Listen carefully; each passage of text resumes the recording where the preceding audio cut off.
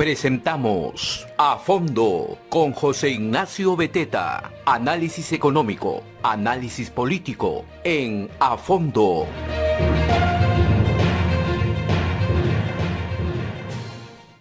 Muy buenos días, soy José Ignacio Beteta, conductor de A Fondo, gracias a la Red de Comunicación Regional y también presidente de la Asociación de Contribuyentes del Perú.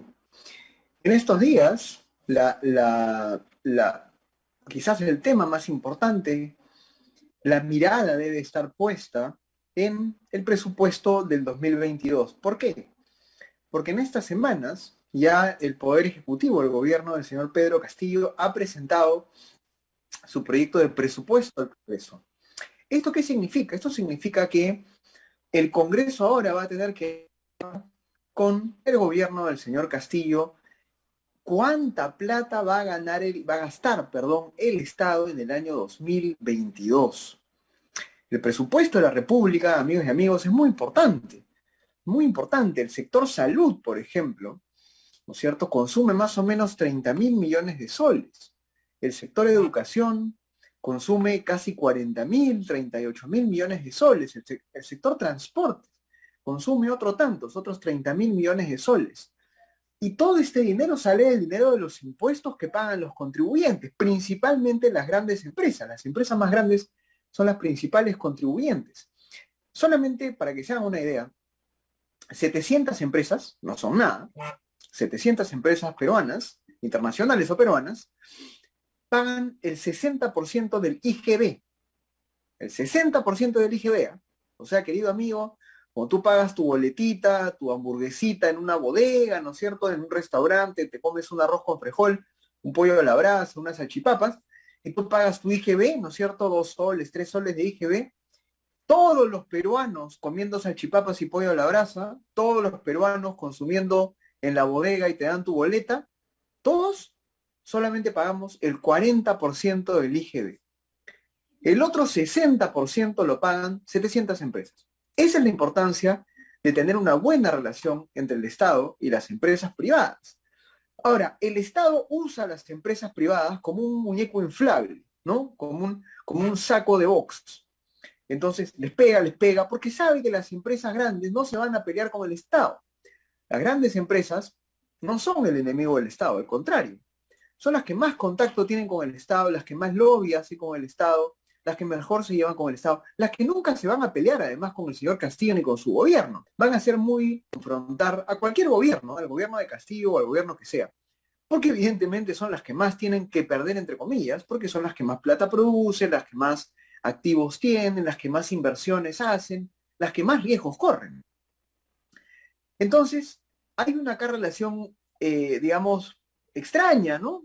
Paradójica, vamos a llamarla así, contradictoria, entre el Estado y las grandes empresas, porque por un lado son las que pagan la cuenta, la mayor parte de la cuenta, pero así y todo, nunca se pelean con el Estado ni le reclaman por un buen funcionamiento, un buen uso de los recursos públicos, porque tienen miedo de que luego el Estado se voltee contra ellas y afecte sus inversiones. Y el Estado tampoco se pelea mucho con ellas, porque sabe, digamos, que ahí está pues la gente más poderosa.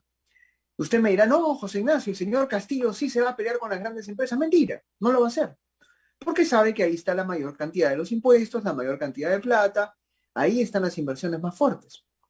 El problema está, y muchos de estos empresarios, gente generales de empresas internacionales, corporaciones, nunca se preocuparon por los más pequeños, por los informales, por los microempresarios, ¿no? Sus políticas corporativas son muy vistosas, muy pomposas, ¿no? Ganan premios, hacen eventos, ¿no? Tienen un montón de políticas internas en sus empresas para ser muy equitativos, igualitarios, ¿no? Ponen arcoíris en las paredes.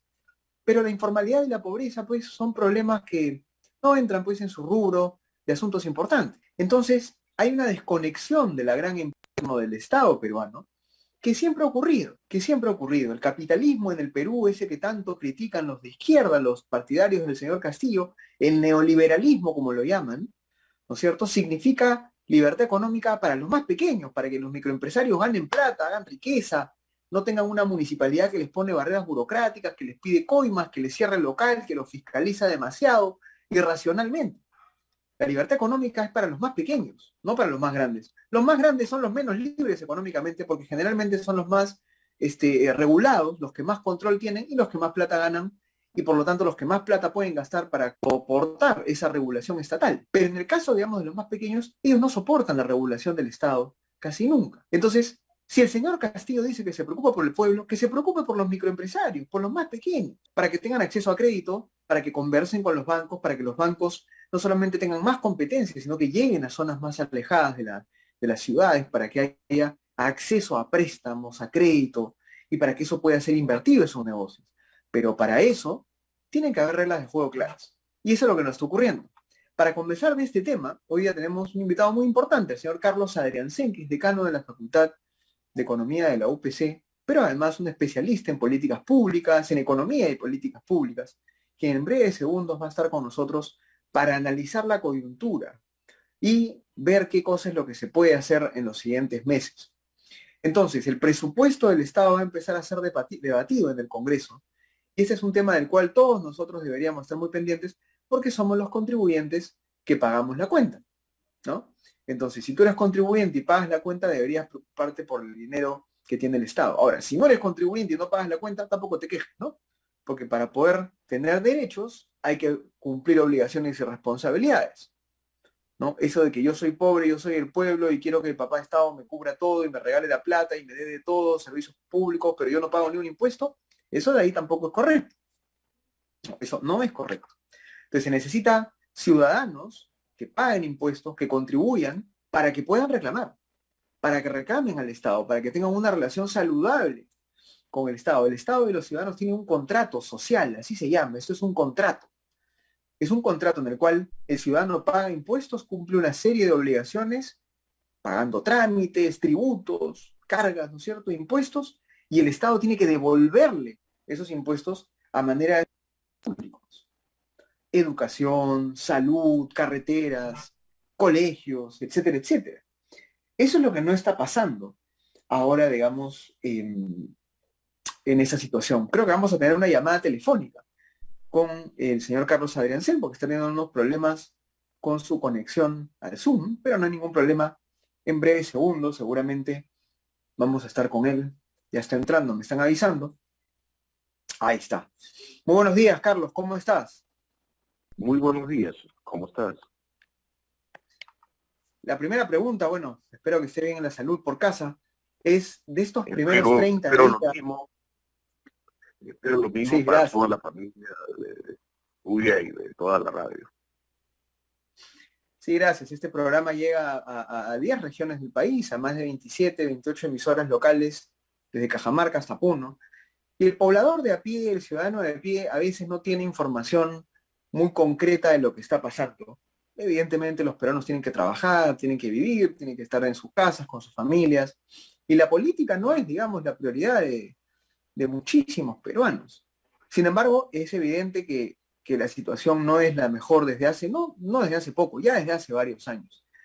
Pero mi primera pregunta iba en la línea de estos primeros 30 días. ¿Tú cómo ves a nivel de gestión de la economía, ¿no?, de las acciones concretas que está tomando el gobierno con respecto a la economía en cuanto al gobierno del señor Castillo? ¿Cómo podrías evaluar este primer mes del gobierno del señor Castillo?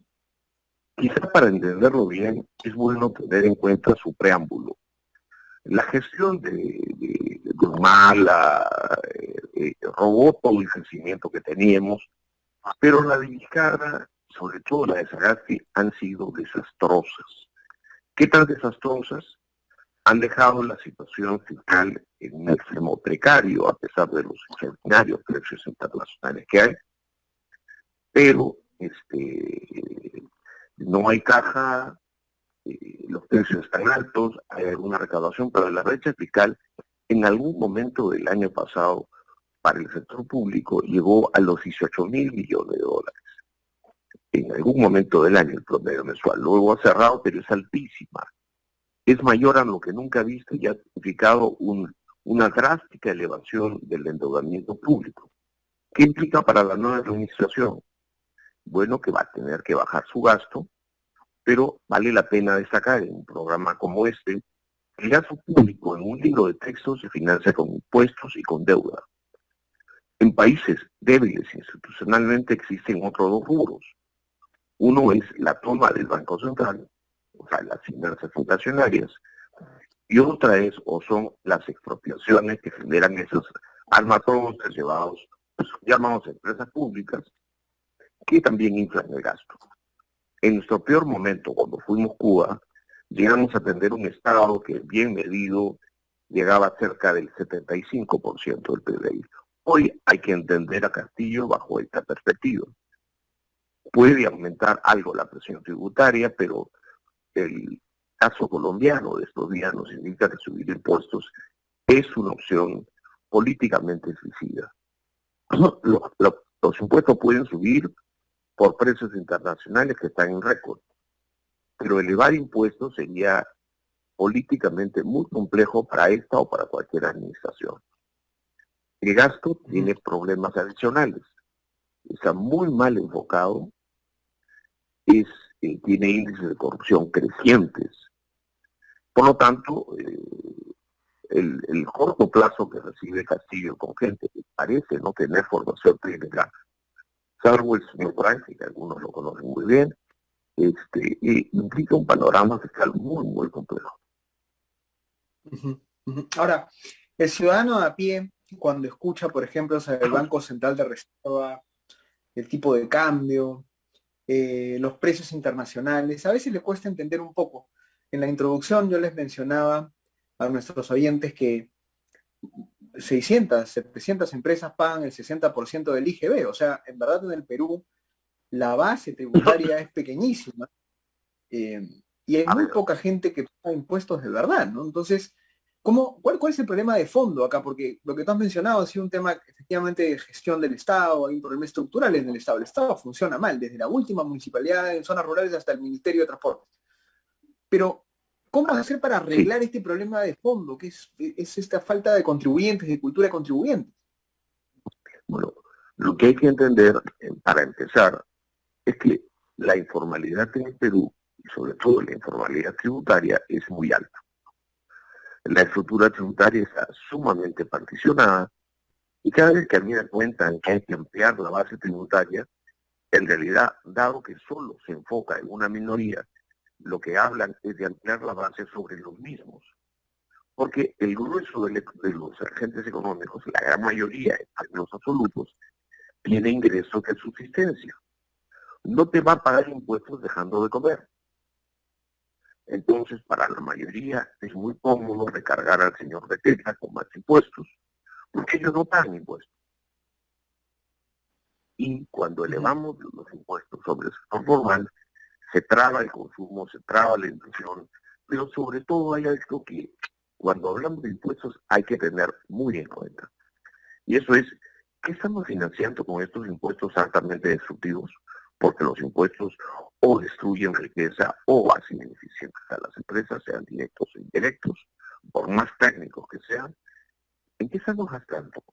Pero vale la pena destacar que la mayor parte del gasto es gasto corriente, y vale la pena destacar que el índice de percepción de corrupción burocrática desde que se publica en los años 90 a la fecha tiene tres variables explicativas estadísticamente muy sólidas.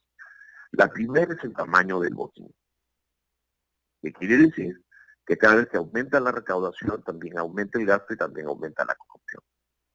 A prueba de bala. Otras dos variables que importan son el grado de libertad política para que se pueda denunciar la corrupción. Esta tiende a ser menor en los últimos años, después de Vizcarra. Y finalmente el control a la corrupción es un índice que publica el Banco Mundial y que contrasta que cada año también controlamos menos la corrupción. En el Perú, el señor Beteta, este viejo dicho, mi choro es bueno, tu choro apesta. Hay mucha tolerancia con la corrupción burocrática, que es un fenómeno burocrático. Entonces, si pensamos en grabarle más impuestos a los que dan empleo, es fundamental saber que no los vamos a gastar como siguiendo los periódicos, con gente que está abiertamente denunciada y perseguida por corrupción en los gobiernos. Desde hace un buen tiempo. Entonces, si alguien cree que esto se resuelve elevando impuestos, ampliando la base tributaria, entre comillas ampliando, o recargando impuestos a los mismos, que es lo único que existe en el mundo real, está equivocado. Aquí hay un problema de fondo, que se ha repetido, lo he dicho, con mucha lucidez en los últimos años. El Perú, desde hace más de 10 años, transita agresiva y aceleradamente hacia la izquierda. Y la izquierda no se caracteriza por haber desarrollado en ningún país. Nunca. De acuerdo. Ahora, pensando en las regiones, vamos a hablar de las regiones, porque finalmente estamos de acuerdo que las grandes empresas, muchas veces las corporaciones, pues se cargan en la espalda una muy buena parte del impuesto a la renta, el IGB, como mencionábamos. En las regiones hay muchos microempresarios, muchos emprendedores que no tienen acceso a crédito, que están en la informalidad efectivamente porque a veces, comprensiblemente, digamos, no tienen nada a cambio. ¿Para qué pagan impuestos si ni siquiera les van a dar pues un buen servicio público, una educación, una salud de calidad? ¿Cree usted que Castillo, porque es lo que se rumorea ahora, ¿no? Castillo no le interesa Lima, no le interesa aparecer en canales de Lima, está haciendo todas sus estrategias en regiones para convencer a la gente de regiones de seguirlo apoyando, de seguirlo sosteniendo en el poder? ¿Cómo va a ser la economía de las regiones en los siguientes meses? ¿Cómo ve usted la realidad de las regiones? Yo lo veo así. Es mucho más fácil que la selección peruana termine clasificada primera en las eliminatorias y luego gane la Copa Mundial, que Castillo logre estos objetivos. ¿Por qué?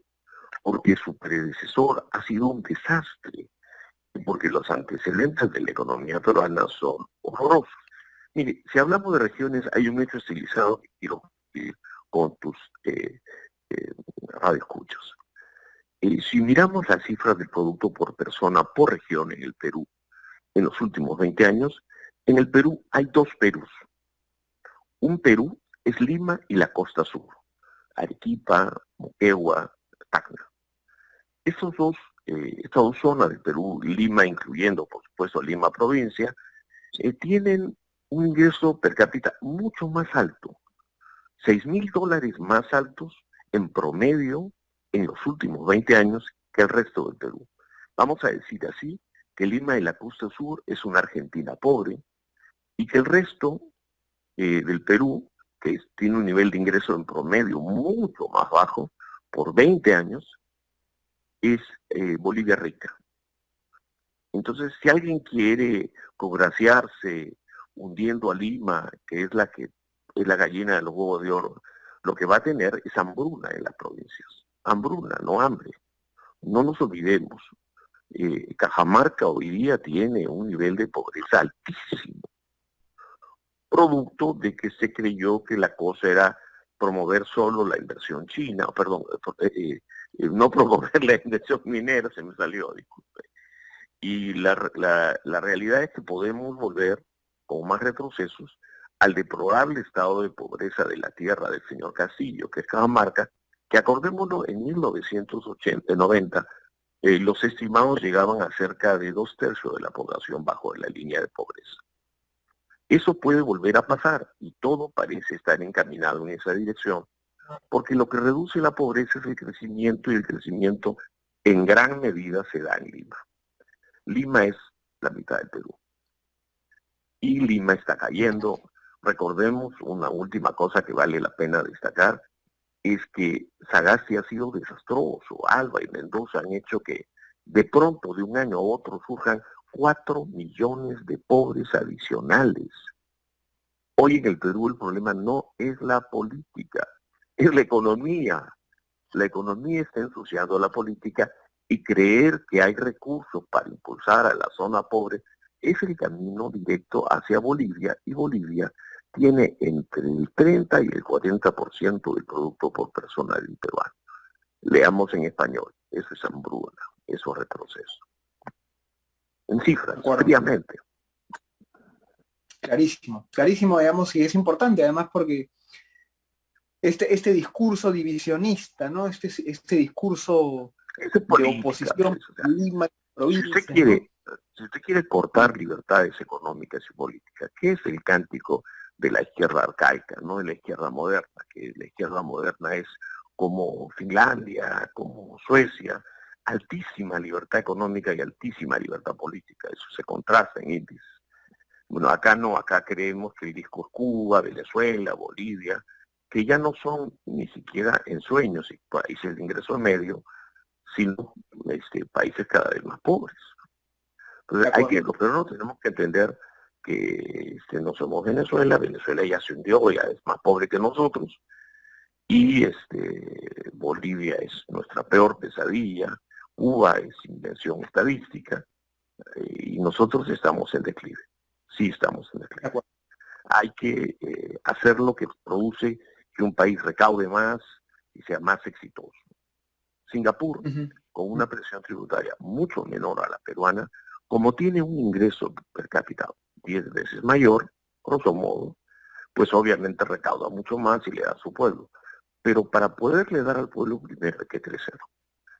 Y como ve, este año, el año pasado caímos 15% per cápita, grosso modo, y los más optimistas creen que creceremos 3%, o sea, no nos hemos recuperado. O sea, aquí hay que tomar el timón seriamente y apostar por el pueblo, porque quien va a sufrir, como vemos en el caso venezolano, no son los enchufados. Los que van a sufrir son el pueblo. De acuerdo. Nada, muchísimas gracias. Sí, no, se nos ha ido el tiempo simplemente por... Claro que sí, yo tengo que entrar a una reunión. Que tengas un buen día. Muchísimas gracias. Muchas gracias. Ha sido Carlos Arancén, clarísimo el mensaje, la economía, el desarrollo económico, la inversión primero, porque eso genera riqueza, eso genera prosperidad, y luego viene ya, digamos, el debate político, la discusión política, ¿no? Vamos rápidamente a darle un par de minutos a nuestra sección Entérate Perú con Lucero Martínez, analista del proyecto La Tribu, quien como siempre tiene algunas reflexiones para nosotros. Ya está con nosotros Lucero Martínez del proyecto La Tribu Perú en nuestra sección Entérate Perú, para conversar acerca de reactivación económica, justamente, que es algo tan importante, esencial para reducir la pobreza, para reducir la informalidad, para poder volver a tener un país más feliz, más desarrollado. Lucero, ¿cómo estás? Rápidamente, tus reflexiones, ¿cómo estás? Sí, buenos días. Sí, bueno, hoy íbamos a hablar sobre cómo íbamos con el proceso de vacunación, porque el gobierno ha emitido un decreto supremo para extender la vigencia de las medidas restrictivas. Se ha anunciado que probablemente esta semana puedan haber nuevas medidas sanitarias. Bueno, mientras tanto el gobierno sigue desplegando la vacunación en todo el país. Este fin de semana se realizó otro en 15 regiones también y se ha extendido la edad de inmunización, ¿no? Ahora también incluye a personas de 34 y 35 años. Sin embargo, se sigue reportando pues baja afluencia del público en algunos centros de vacunación de Lima y algunas zonas del país. Y esto ha despertado que las personas entre 20 y 33 años de edad reclamen la posibilidad de recibir la vacuna. Sin embargo, es importante ampliar la edad, pero hay que tener en cuenta que hay que ser muy cauteloso, ¿no? Ahorita hay mayor demanda de vacunas en todos los países. Hemos tenido problemas en la gestión por el cambio de canciller y este grupo etario entre 20 y 30 es mayor en comparación a los otros grupos. Y hay que tener en cuenta que también hay que vacunar al personal docente, ¿no? Que no solamente son profesores, sino también directivos, personal administrativo, auxiliares. Entonces, hay que empezar, bueno, las medidas serían que hay que empezar a cerrar brechas en la población vulnerable, primero en los mayores de 60 años, aún hay 900.000 adultos mayores que no han recibido las dosis. Segundo, ir ampliando, pero antes de ampliar, asegurar a los que están ahorita entre 30 y 60 años. Y tercero, intensificar las campañas informativas, ¿no? Acerca del beneficio de las vacunas y establecer un control sanitario donde se pueda observar algunos rebrotes, ¿no? Excelente. Sí, definitivamente. A ver, en resumen, no más medidas restrictivas, porque no estamos para juegos con medidas restrictivas y volver a cuarentenas o toque de queda que no tiene ningún sentido. La gente tiene que trabajar. Número 2, mover más la gestión de las vacunas para que lleguen más rápido. Número 3, avanzar con profesores y con directivos del sector educativo. Y número 4, efectivamente, avanzar más rápido para que los jóvenes puedan entrar, ¿no?